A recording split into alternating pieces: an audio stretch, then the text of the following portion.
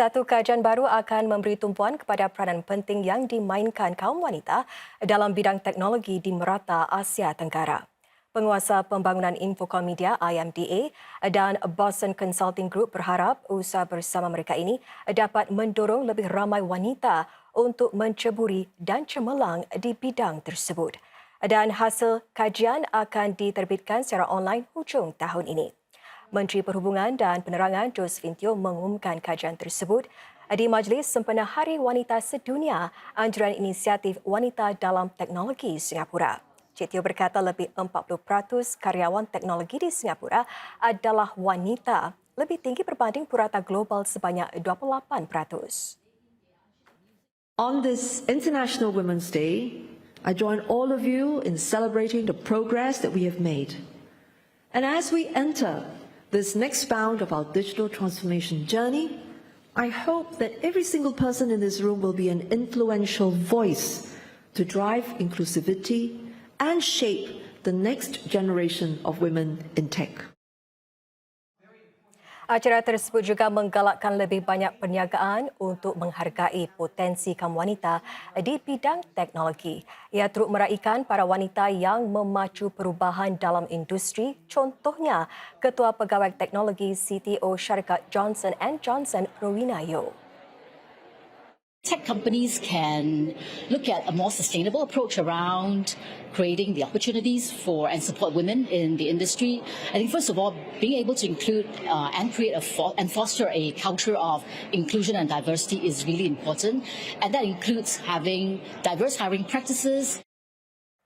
Sebilangan pakar ekonomi meningkatkan ramalan pertumbuhan GDP Singapura bagi suku pertama, antaranya kerana kesan konsert jelajah Taylor Swift. Singapura menjadi satu-satunya persinggahan penyanyi pop antarabangsa itu di Asia Tenggara dengan siri 6 konsert di Stadium Negara. Dalam satu tinjauan Bloomberg, hasil GDP dianggarkan berkembang hampir 3% dalam tempoh antara Januari hingga Mac, menjadikannya perkembangan paling pesat dalam 6 suku terakhir. Ramalan pertumbuhan tahunan ekonomi juga dinaikkan dari 2.3% kepada 2.5%.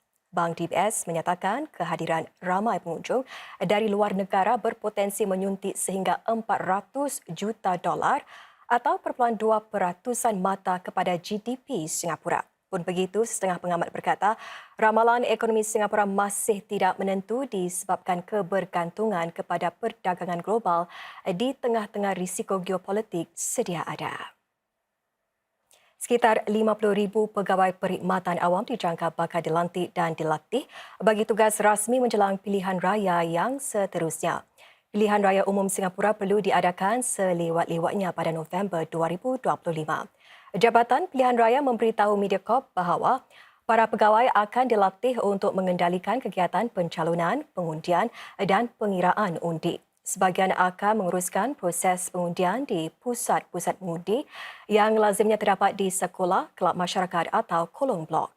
Tambah ELD, pihaknya melantik dan melatih para pegawai perkhidmatan awam dari masa ke masa untuk menjalankan tugas-tugas pilihan raya. Ini agar mereka bersedia apabila perlu menjalankan pilihan raya. Pihak ELD bagaimanapun tidak menjawab soalan mengenai tempoh purata antara pelantikan berlaku dan waktu pilihan raya diumumkan.